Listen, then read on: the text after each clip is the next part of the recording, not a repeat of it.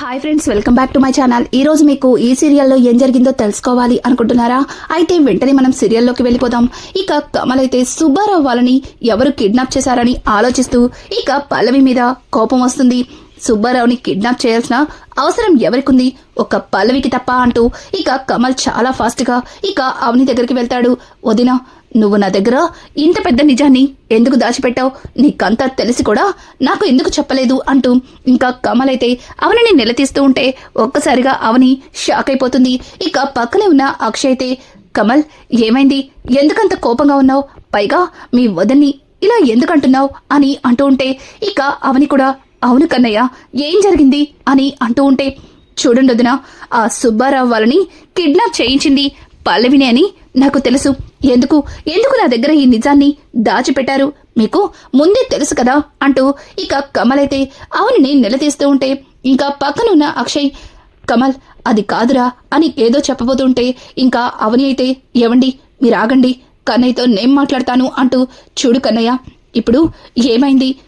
అమ్మ బయటికి వచ్చేసింది, ఇప్పుడు అందరం బాగానే ఉన్నాం కదా అని అంటుంటే, అది కాదు వదినా, తప్పు చేసిన వాళ్ళని ఎలా వదిలేస్తాను అంటూ ఇక కమల్ అయితే, అన్నయ్య నువ్వు ఏదో చెప్పాలనుకుంటున్నావు, చెప్పన్నయ్య అంటూ కమల్ అయితే అక్షయ్ని అడగడంతో ఇక అక్షయ్, చూడు కమల్, నిజానికి ఆ సుబ్బారావు వాళ్ళని కిడ్నాప్ చేసింది పల్లవిని, కానీ ఈ నిజం తెలిస్తే మళ్ళీ నువ్వు ఆవేశంగా పల్లవిని ఏం చేస్తావా అని చెప్పడంతో ఇక కమల్ అయితే, అన్నయ్య ఇప్పుడైనా దాన్ని ఎలా వదిలేస్తా అనుకుంటున్నారు అని అంటూ ఉంటే ఇక అవని, కన్నయ్య నువ్వు కనుక ఇలా ఆవేశపడుతూ పల్లవిని ఏదైనా అన్నావంటే నా మీదొట్టే అని అంటూ ఇక అవని మాట్లాడుతూ ఉంటే, అయ్యో వదిన, మరి ఇంత మంచిగా ఉన్నారేంటి?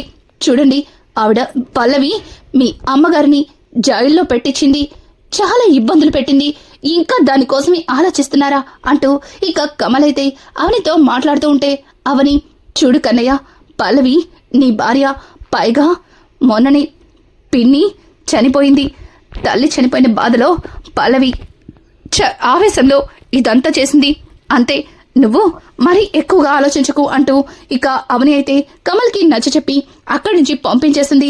కమల్ మాత్రం అస్సలు ఊరుకోడు. ఇక కమల్ అయితే ఇంట్లో పల్లవి ఎప్పుడొస్తుందా అని అటు ఇటు తిరుగుతూ ఉండగా ఇక కొంతసేపటికి పల్లవి అయితే వస్తుంది. పల్లవిని చూసిన అవని అయితే, ఇంకా పల్లవి అయితే, వీడేంటి నన్ను ఇలా చూస్తున్నాడు, కొంప తీసి ఇదంతా చేసింది నేనే అని వీడికి తెలిసిపోయిందా అంటూ పల్లవి భయంగా లోపలికి వెళ్తుంటే, ఆగు అని గట్టిగా అరుస్తాడు. ఒక్కసారిగా పల్లవి ఇక కమల్ వైపు చూస్తుంటే, ఎక్కడికెళ్ళావు, ఎంతసేపు ఎక్కడున్నావు అని అడగడంతో ఇక పల్లవి అయితే, అదేంటి బావా అలా మాట్లాడుతున్నావు, నేనెక్కడికెళ్తాను, ఇంట్లోనే ఉన్నాను కదా అని అంటుంటే, నాకు తెలుసు ఇప్పుడు నువ్వు ఇంట్లోనే ఉన్నావని, కానీ మధ్య మధ్యలో ఎక్కడికో వెళ్ళొస్తున్నావు, అలాగే ఎప్పుడు పడితే అప్పుడు ఫోనుల్లో బిజీగా ఉంటున్నావు, అసలు నువ్వు ఏం చేస్తున్నావో ఈరోజు నాకు తెలియాల్సిందే అంటూ కమల్ అయితే పల్లవిని అడుగుతుంటే ఇక పల్లవి, అదేంటి బావా అలా మాట్లాడుతున్నావు, అంటే నన్నే అనుమానిస్తున్నావా అని అంటుంటే, చచ్చ అనుమానం అనేది మన ఇంట ఉండలేదు, నేను నిన్ను ఎందుకు అనుమానిస్తాను? చూడు, నువ్వు ఎక్కడికి వెళ్తున్నావు, ఏం చేస్తున్నావు, ఏం చెయ్యబోతున్నావు అన్నీ తెలుసు అని అనడంతో ఒక్కసారిగా పల్లవి షాక్ అయిపోతుంది. బావా ఏమైంది బావా అని అంటుంటే ఇక కమల్ అయితే కోపంగా పల్లవి చెంప పగల కొడతాడు. ఒక్కసారిగా పల్లవి బెడ్ మీద పడుతుంది. ఇక పల్లవిని పైకి లేపి, ఆ సుబ్బారావు వాళ్ళని కిడ్నాప్ చేసింది నువ్వే అన్న సంగతి నాకు తెలీదనుకుంటున్నావా? నాకు అంతా తెలుసు, ఎందుకు చేసావు చెప్తావా లేదా? ఆ రోజు నీ దగ్గరికి వచ్చి జరిగిన దాని గురించి మాట్లాడితే నాకేమీ తెలీదు, ఎంక్వైరీ చేసి హాస్పిటల్లో మామ్ డెత్ తెలుసుకొని వాళ్ళని అరెస్ట్ చేశారు అంటూ ఎంత నంగనచ్చి మాటలు మాట్లాడావంటూ కమల్ అయితే మరొకసారి పల్లవి మీద చేయెత్తుతుంటే, కొట్టు బావా కొట్టు, నువ్వెన్ని కొట్టినా నేను మాత్రం ఆ అవని వాళ్ళ అమ్మ మీనాక్షిని వదిలిపెట్టేదే లేదు, వాళ్ళ వల్లే మా మామ్ నాకు దూరమైంది, మా డాడ్ నాతో ఎంతో ప్రేమగా ఉండేవారు, కనీసం ఆప్యాయంగా పలకరించే వాళ్ళు లేరు, ప్రేమగా దగ్గరికి తీసుకునే వాళ్ళు లేరు, దీనంతటికి కారణం ఎవరు? ఆ అవని వాళ్ళమ్మ మీనాక్షినే కదా అంటూ ఇక పల్లవి అయితే కోపంతో రగిలిపోతూ కమల్ మీద విరుచుకుపడుతుంది. ఇక కమల్ అయితే ఏంటే గొంతు లేస్తుంది అని అంటుంటే, నువ్వే ఆలోచించు బావా, ఒక ఆడదానికి దాని కష్టాల్లో సుఖాల్లో భర్తగా తోడుంటాడు, కానీ ఏ రోజు కూడా నువ్వు నాకు తోడుగా లేవు. ప్రతిసారి అవని అవని అవని అంటూ అవని చుట్టూనే తోకలాగా తిరిగావు. ఆ అవని జపాన్నే చేసుకుంటావు. అవని ఏం చెప్తే దానికి గంగిరెద్దుల తలూపుతావు. నా కష్టాలని నా సుఖాలని చెప్పుకోవడానికి నాకు నా కన్న తల్లి కూడా లేకుండా అయిపోయింది అంటూ ఇక పల్లవి అయితే కమల్కి మార్చడానికి తన వైపుకు తిప్పుకోవడానికి ప్రయత్నిస్తుంటే, ఇక కమల్ అయితే తను తల్లికి దూరమైంది కాబట్టి ఇలా మాట్లాడుతుంది అని కాస్త ఫీలింగ్ కలిగి, చూడు ఇంకొకసారి ఇట్లాంటి వేషాలు వేస్తే మాత్రం నేను మాత్రం నిన్ను ప్రాణాలతో వదిలిపెట్టను అంటూ కమల్ కాస్త కుదుట పడతాడు. ఇక కమల్ని చూసిన పల్లవి అయితే, ఏంటి వీడు అమ్మ సెంటిమెంట్ వీడి దగ్గర వర్కౌట్ అయినట్టుందే అనుకుని తన మనసులో ఇక ఏం మాట్లాడకుండా సైలెంట్ గా వెళ్లి బెడ్ మీద కూర్చుంటుంది. ఇక ఇది ఇలా ఉండగా భరత్ కి మేనేజర్ గారు ఫోన్ అయితే చేస్తారు. ఇక భరత్ ఆ ఫోన్ చూసి, హలో మేనేజర్, ఏంటి ఈ టైంలో చేశారు అని అంటుంటే, సార్ ఇప్పటికే మీరు ఆఫీస్కి వచ్చి 15 రోజులవుతుంది. ఇంతవరకు ఆఫీస్లో ఎక్కడ వర్క్ అక్కడే ఆగిపోయింది. పైగా చాలా ఫైల్స్ మీద మీరు సంతకం పెట్టాల్సింది అని అంటుంటే, అదేంటి ఆ ఫైల్స్ అన్నిటి మీద సంతకం పెట్టేది రాజేశ్వరి అమ్మ కదా, మరిప్పుడు తను లేదు కదా, తన స్థానంలో పల్లవి సిస్టర్ వస్తుందిలే అని అంటుంటే, లేదు భరత్ సార్, అది చేయవలసింది మీరే సార్. ఎందుకంటే ఇప్పటి నుంచి మీరే ఈ కంపెనీలకి ఎండి కాబట్టి అని అనడంతో ఒక్కసారిగా భరత్ షాక్ అయిపోతాడు.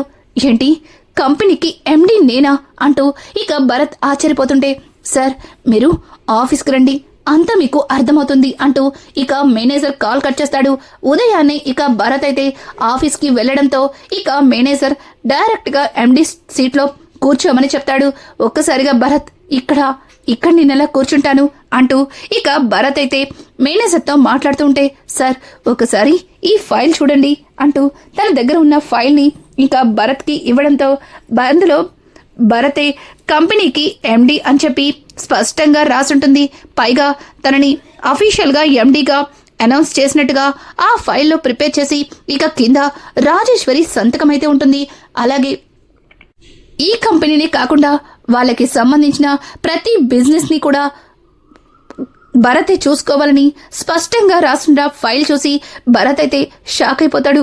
ఏంటండి ఇది అని అడుగుతుంటే, అవును సార్, ఇదంతా రాజేశ్వరి మేడం ముందుగానే ప్రిపేర్ చేయించారు.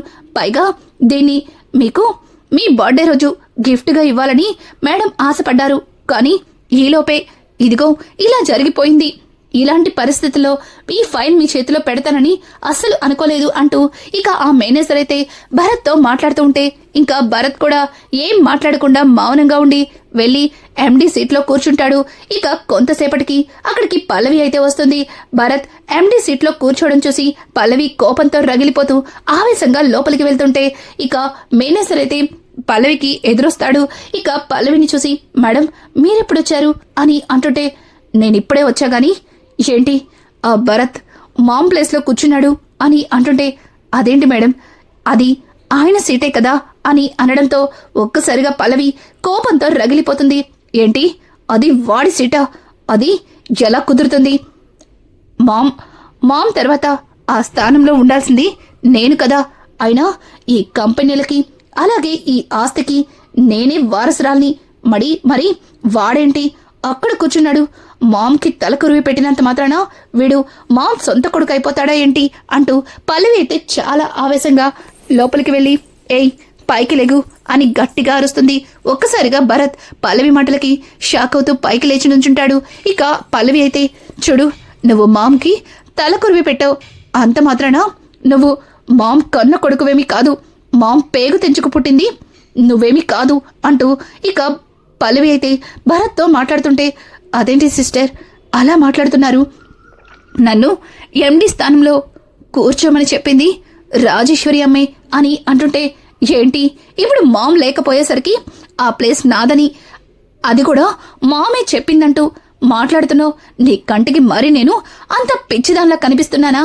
అయినా నువ్వు కూడా అవని తోడ పుట్టినవాడివే కదా, ఆ తెలివితేటలే ఉంటాయి అంటూ పల్లవి అయితే భరత్తో అంటుంటే, భరత్ లేదు సిస్టర్, ఈ కంపెనీనే కాదు మన ఆస్తిలోకి అలాగే మన మిగతా కంపెనీ బ్రాంచెస్ అన్నిటికీ నేనే ఎండీని అని చెప్పడంతో, ఏయ్ పిచ్చి పిచ్చి వాగుడు వాగద్దు, మర్యాదగా పక్కకి జరుగు, ఆ సీట్లో కూర్చోవలసింది నేను అంటూ ఇక పల్లవి అయితే భరత్ని పక్కకు గెంటేసి తను కూర్చోబోతుంటే ఇంతలో అక్కడికి మేనేజర్తో పాటు ఒక లాయర్ కూడా వస్తాడు.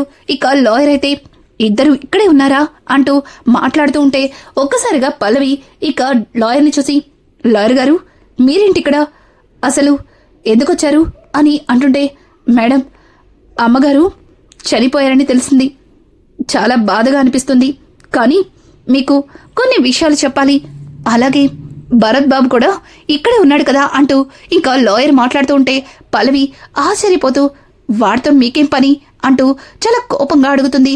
ఇక పక్కన ఉన్న మేనేజర్, మేడం ఈ కంపెనీలన్నింటికీ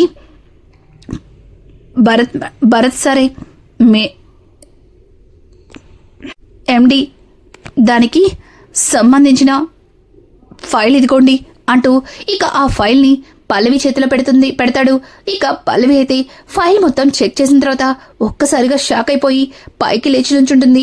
అలాగే చేతిలో ఉన్న ఫైల్ కూడా టేబుల్ మీద పడేసి, ఏంటి మామ్ ఈ కంపెనీలన్నింటికి ఈ భరత్ని ఎండిని చేసిందా, అసలు మామ్ ఎందుకు ఇలాంటి పిచ్చి పని చేసింది అంటూ ఇక పల్లవి అయితే చాలా కంగారు పడుతూ ఉంటే ఇక ఇంతలో లాయర్ కూడా మరొక ఫైల్ని పల్లవి చేతిలో పెడతాడు. ఆ ఫైల్ చూసిన పల్లవి మరింత షాక్ అవుతూ, లాయర్ గారు ఇది ఎప్పుడు ప్రిపేర్ చేశారు అని అంటుంటే ఇక లాయర్, చూడండి మేడం, ఈ డాక్యుమెంట్స్ని రాజేశ్వరి గారు ఉన్నప్పుడే రెడీ చేశాం, కాకపోతే వీటిని నేనే ఇవ్వడానికి కొద్దిగా ఆలస్యమైంది, అక్కడ మేడం సంతకాలు కూడా ఉన్నాయి చూడండి అని చెప్పడంతో ఇక రాజేశ్వరి పెట్టిన సంతకాలు చూసి షాక్ అయిపోతుంది. ఆయన మా యావదాస్తికి ఈ భరత్ వారసుడేంటి అని అంటుంటే ఇక భరత్ అయితే పల్లవి మాటలకి షాక్ అయిపోతాడు. ఏంటి ఈ ఆస్తి మొత్తం రాజేశ్వరి అమ్మ నా పేరున రాసిందా అంటూ భరత్ అయితే ఆశ్చర్యపోతూ చూస్తూ ఉంటే ఇక మేనేజర్, మేడం మీకు చాలా నిజాలే తెలియాలి, మేడం మీతో మరొక విషయాన్ని చెప్పమన్నారు, కానీ ఇక్కడ కాదు నాతో రండి అంటూ ఇక పల్లవిని రాజేశ్వరి పర్సనల్ రూమ్ దగ్గరికి తీసుకెళ్లి అక్కడ ఉన్న ఒక డైరీని పల్లవి చేతిలో పెడతాడు. ఇక ఆ డైరీని పల్లవికిచ్చి, మేడం మీకు రాజేశ్వరి మేడం చాలా నిజాలని చెప్పలేకపోయారు, నిజానికి భరత్ ఎవరో కాదు రాజేశ్వరి గారి కన్న కొడుకే అని అంటుంటే, ఏయ్ ఏం మాట్లాడుతున్నావు, పిచ్చి పిచ్చిగా ఉందా, మా మామ్కి ఒక్కరే ఒకరు, అది కూడా నేనే, నన్ను తప్ప ఆ భరత్ గారిని మామ్ కన్న కొడుకుని చెప్తే ఊరుకునేది లేదు అంటూ పల్లవి కోపంతో విరుచుకుపడుతుంటే, మేడం మీరు డైరీ చదివితే అన్నీ తెలుస్తాయి, అలాగే అందులో కొన్ని హాస్పిటల్కి సంబంధించిన ఫైల్ ఉంది అని చెప్పడంతో ఇక ఆ ఫైల్ ఓపెన్ చేసి పల్లవి చకచకా చూస్తుంటే అందులో ఏ రోజైతే పల్లవి పుట్టిందో అదే రోజు భరత్ కూడా పుట్టినట్టుగా, భరత్ తన కన్న కొడుకని, పైగా భరత్ గుండెల్లో హోల్ ఉండడం వల్ల చక్రధర్ ఆ బిడ్డని మార్చి పల్లవిని తీసుకొచ్చి తన పక్కన పెట్టారన్న సంగతి తెలుసుకుని ఇక పల్లవి అయితే కుప్ప కూలిపోతుంది. అలాగే యావదాస్తికి భరత్ వారసుడన్న సంగతి తెలుసుకుని ఇక పల్లవి కోపంతో రగిలిపోతుంది. అలాగే మరి నేను ఎవరు బిడ్డని అంటూ పల్లవికి ఏమీ అర్థం కాదు.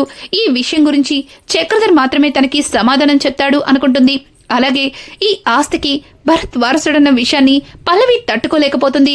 అంటే నేనొక అనాథనా, అసలు నా కన్న తల్లిదండ్రులు ఎవరు, అసలు ఇదంతా ఎందుకు, ఎలా జరిగింది, మామ్ ఎందుకు ఈ నిజాన్ని నా దగ్గర దాచిపెట్టింది, ప్రతిసారి అవని మామ్ని ఏదో మాట్లాడి బెదిరిస్తుంది, అది ఇదేనా అంటూ పల్లవి మనసులో రకరకాల ప్రశ్నలు తలెత్తుతాయి.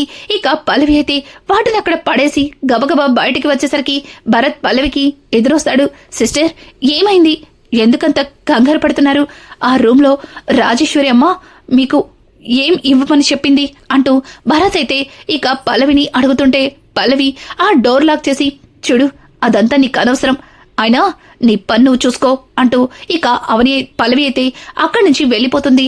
ఇక భరత్ అయితే మేనేజర్ దగ్గరకు వచ్చి, మేనేజర్ గారు పల్లవి సిస్టర్కి మీరు ఏం చెప్పారు, తను ఎందుకంత కంగారు పడుతుంది అని అంటుంటే ఇక మేనేజర్ తన మనసులో ఈ విషయాన్ని నేను చెప్పే కంటే వాళ్ళల్లో వాళ్ళే మాట్లాడుకుంటే మంచిది, నేను మేడం చెప్పిన పని చేశాను అంటూ ఇక తనైతే తెలీదు సార్, మేడం పల్లవి మేడంకి ఇవ్వమని చెప్పినా డైరీ ఇచ్చాను అంతే అంటూ ఇక అతనైతే అక్కడి నుంచి వెళ్ళిపోతాడు. ఇక భరత్ అయితే ఆస్తి మొత్తానికి నేను వారసుడేంటి, ఎంత ఆస్తిని నా పేరు మీద రాయడమేంటి, పైగా పల్లవి సిస్టర్ తన కన్న కూతురు అయినా సరే తనకి ఆస్తిలో చిల్లి గవ్వ ఇవ్వకపోవడమేంటి అంటూ ఇక భరత్ అయితే తన మనసులో తను కూడా రకరకాలుగా ఆలోచిస్తూ ఉంటాడు.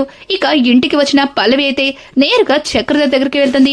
చక్రధర్ పల్లవిని చూసి ఏంటి అని అడగడంతో, చూడండి డాడ్, మీతో నేను కాస్త పర్సనల్ గా మాట్లాడాలి అని చెప్పడంతో ఇక చక్రధర్ అయితే, చూడు నీతో నాకు మాట్లాడాలని లేదు అంటూ ఇక చక్రధర్ అక్కడి నుంచి తన గదిలోకి వెళ్ళబోతుంటే, ఆగండి డాడ్, నేను మీతో మాట్లాడాలి అని చెప్తున్నాను కదా, రండి నాతో రండి అంటూ ఇక చక్రధర్ చేయి పట్టుకుని పల్లవి అయితే గబగబా బయట గార్డెన్ లోకి తీసుకెళ్తుంది. ఇక పల్లవి మాటలకి అలాగే పల్లవి మొహం మీద ఉన్న కోపాన్ని చూసి చక్రధర్ ఏమైందో అనుకుంటూ ఇంకా పల్లవితో బయటికైతే వెళ్తాడు. ఇక పల్లవి అయితే తను హాస్పిటల్కి సంబంధించిన ఫైల్ని చక్రధర్ చేతిలో పెట్టి ఏంటిది అంటూ అడగడంతో చక్రధర్ కూడా దాన్ని ఓపెన్ చేసి భరత్ మీనాక్షి కొడుకు కాదని, నిజానికి భరత్ రాజేశ్వరి కన్న కొడుకని ఇక పల్లవికి తెలిసిపోయిందని చక్రధర్ అయితే అనుకుంటాడు.